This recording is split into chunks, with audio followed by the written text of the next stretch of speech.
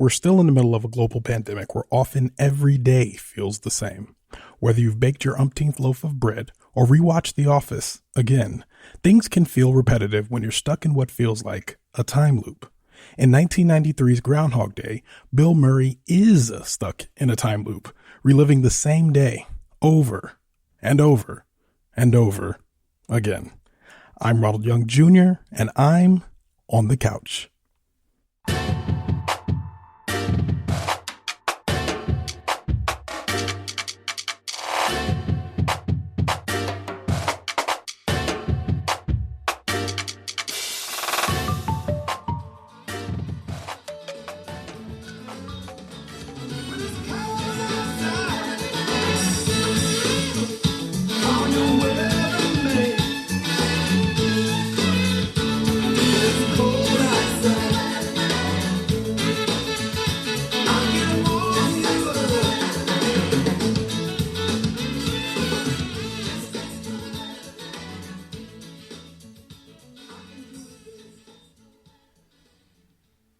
All right, this is Ronald, and I am on the couch after watching Groundhog Day, directed by Harold Ramis, the late, great Harold Ramis, written by Danny Rubin and Harold Ramis, starring Bill Murray, Andie, MacDowell, Chris Elliot, Stephen Tobolowsky, Brian Doyle-Murray, Marita Geraghty, Angela Paton, Rick Ducommun, Rick Overton, and Robin Duke. Okay, so Groundhog Day came out in 1993 originally, and I wanted to talk about it because not only is it one of my favorite movies, it is Groundhog Day today when when this episode will be released. It is Groundhog Day, and I think there's a lot of parallels between Groundhog Day and the pandemic we're in right now, and kind of how every day feels the same over and over and over again, and how revisiting this movie was comforting in a way, and understanding it it has a unique perspective on what it's like to be stuck somewhere that you don't want to be stuck. And this is a comedy movie. This is a romantic comedy, as a matter of fact, but it really nails just being stuck in a very poignant way, in a way that most other movies that have done since then, I don't think necessarily have nailed as well. Groundhog Day is about a weatherman named Phil Collins who works in Pittsburgh, but he is sent to Puxatawny in order to watch the Groundhog Day festival that they have there, where they pull the groundhog out of the stump and he sees a shadow or not. He's sent there to cover it. He's done it for about 4 years. He's very disillusioned with his job. He's a bit of a jerk. He's self-centered. He's selfish. He goes with his cameraman, Larry, and his producer, Rita, played by Andie MacDowell. And he goes on the first day. He kind of just coasts his way through it, is a jerk to everybody, wakes up the next day and realizes that he's in the exact same day all over again. So this is a time loop movie, and time loop movies are probably my favorite trope when it comes to movies. There's been a bunch of them done. The most notable ones I think of are Vantage Point, Edge of Tomorrow, Source Code, which are all more science fiction-y movies, except for Vantage Point. Vantage Point is not science fiction at all, but it does play the same event happening from a bunch of different perspectives.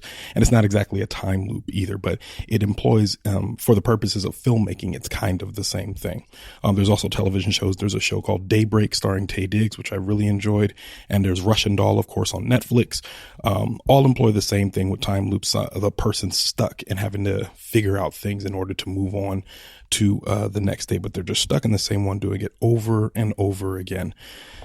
The best parts of these movies is kind of watching the protagonist kind of muddle their way through whatever the time period is, and kind of figure out, it's almost like a video game in some ways, or choose your own adventure, where it's thought that the protagonist kind of has to meet certain requirements before they can get out of the day to the next day. I would argue, especially after my most recent watching of Groundhog Day, that there really was no task that he had to complete.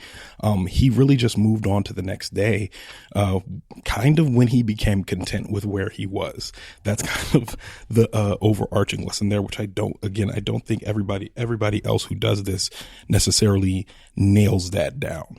And And when I say everybody else, I mean the other movies and television shows that do this, they treat it more video gamey than I think Groundhog Day did. I think they really took care of this.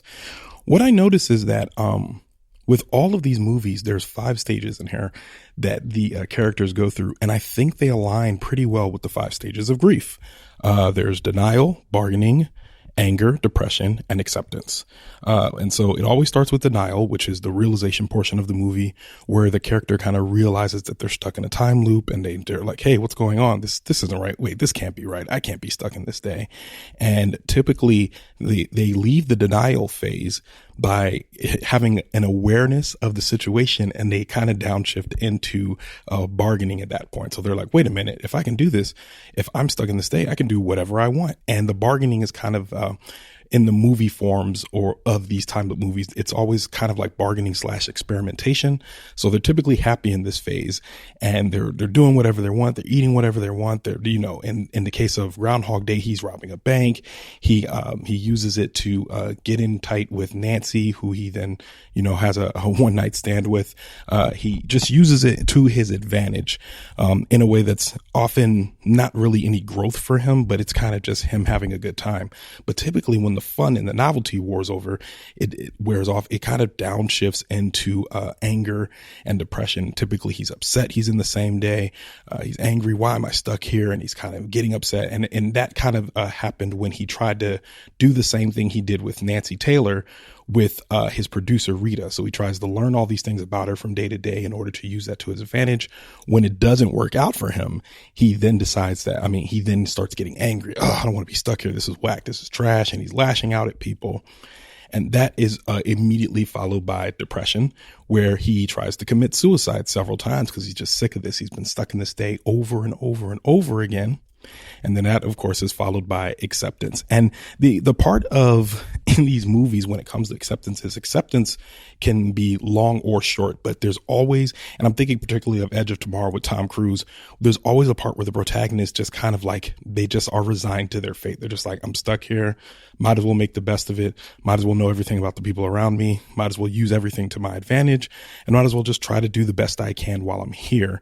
And for Bill Murray in Groundhog Day, that's learning the piano. That's learning how to ice sculpt. That's learning everything about the people around him. That's saving all the people from themselves. There's a boy that falls out of a tree that he saves every single day. There's a guy who he saves from choking every single day.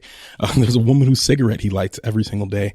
And doing these tasks over and over him kind of make him more naturally a considerate and kind person, where he's concerned about the well-being of the folks around him.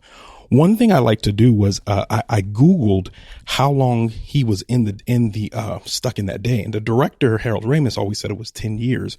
But some very clever internet folks were always said in order for him to master all the skills which he mastered, and 2 of them in particular, ice sculpting and ice sculpting in the way that he sculpts things, but ice sculpting and piano, they said it would have taken him, for him to play at the level that he was playing and to sculpt at the level he was doing, it would have taken him 12,795 days, or 33 years stuck there. And that actually makes a lot more sense when you think about the way, when you get to the last scenes of the movie, for people that have seen this, he's really moving with ease. He's talking to everyone with ease. He's very relaxed with himself. He's very content with the situation he's in. He's fine, and I feel like that is all that assuredness comes from a person who is very content with who they are. They're content with the situation. They're not necessarily not ambitious, but they understand, they have a unique understanding of the position that they're in. There are a couple of things about this. I feel like, movie wise, one thing I noted was that, this is a feat of acting for the background characters, because they already have to do multiple takes in order to get the shot that they want. But imagine having to do multiple takes of the same scenes over and over again, which I imagine is easier for costume, but not necessarily for the actors, who kind of have to walk from point A to point B over and over and over again while Bill Murray is saying a different line. So I thought about that. I was like, that's pretty amazing. And one thing I noted was that Phil early in the movie talks about this day that he had in which he went on vacation, met this woman. They had a great day together. And he says, why couldn't it be that day? And you really don't ever get to pick the day that you're stuck in. Like, you don't get a choice. You don't get a position that you don't get, we didn't get a choice. When the pandemic started, we didn't get a choice where we were stuck. We didn't get a choice who we were stuck with.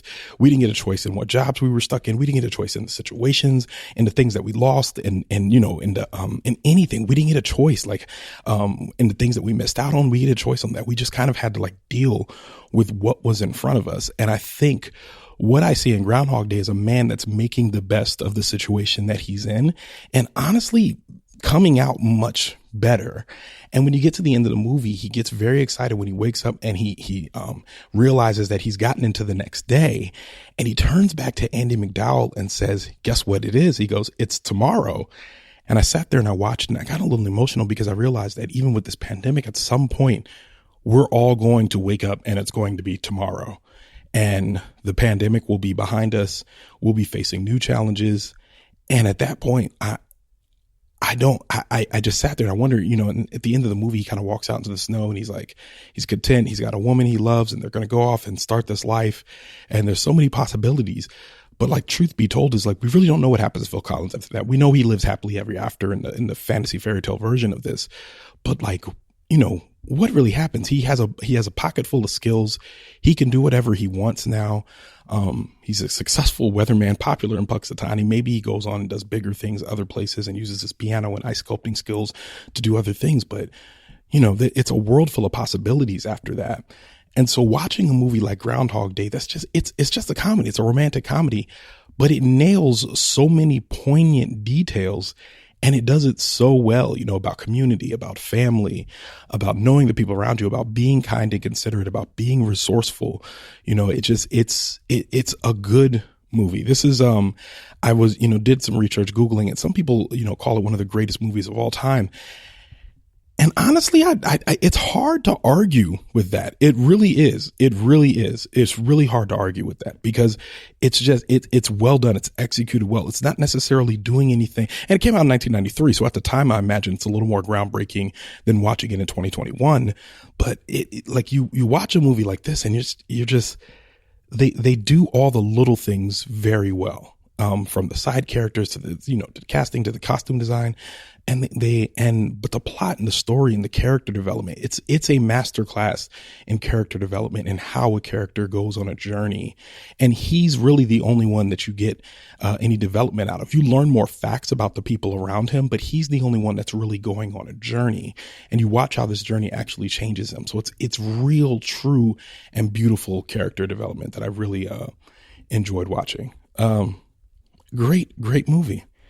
And I don't want to rate it because it doesn't, I don't think a rating really does it any justice. Especially since, you're going to see it or not. I would encourage everybody to go see it. It's Groundhog Day. And I don't think this is if you look at it on Rotten Tomatoes, it has a 98%, which I think that is very justifiable. This is definitely a high 4-star movie. It's always hard for me to just say this is a 5-star movie because you have to call it perfect, but it's definitely 4.5, 4.6. It's up there. I really enjoy this movie, and watching it now, I'm like, is this one of my favorite movies? And I also had a realization where I realized I love movies that manipulate time. I love movies that address the passage of time, which is why I liked a lot of Christopher Nolan's movies, which is why Arrival is one of my favorite movies. It's just, I love anything that's talking about the manipulation of time. And this does it in a very, very, very great way. So yeah, great movie. Definitely go back and watch it. You can watch it on Amazon Prime. I rented it on there. Really enjoyed it. Watched it in the snow here in DC, in Alexandria to be specific, but watched it. Really enjoyed it. Definitely a nice, cozy movie. If you guys are looking for something to watch, you can watch this with your kids. You can watch this with your grandparents. You can watch this with your loved ones, with your spouses, with your pets. You can watch this as a solo person. I watched it by myself. You can watch it with someone. It's a good movie. It'll make you feel good. Go watch Groundhog Day. Go watch Groundhog Day. And with that, Leaving the Theater is a production of ohitsBigRon Studios. Theme music by the mysterious Breakmaster Cylinder. To find out more about this show and other ohitsBigRon Studios shows, follow me on Twitter and Instagram at ohitsBigRon. That's at ohitsBigron. If you like this show, check out our sister show, Time Well Spent. Leaving the Theater will be back soon, but until then, I'll be here, on the couch.